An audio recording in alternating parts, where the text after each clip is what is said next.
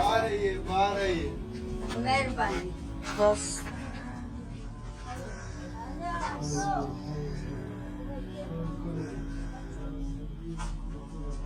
यार मेरे को नहीं दिक्कत है, जियारत करेगा सवाब होगा, दिक्कत नहीं है, आएगा सुरता वाला बहुत बेचैन करता है।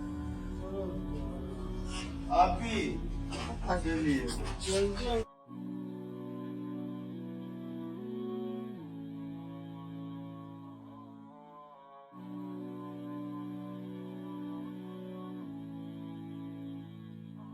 मानिए सुरता आ जाएगा, बहुत दिक्कत करेगा। बस आ गई।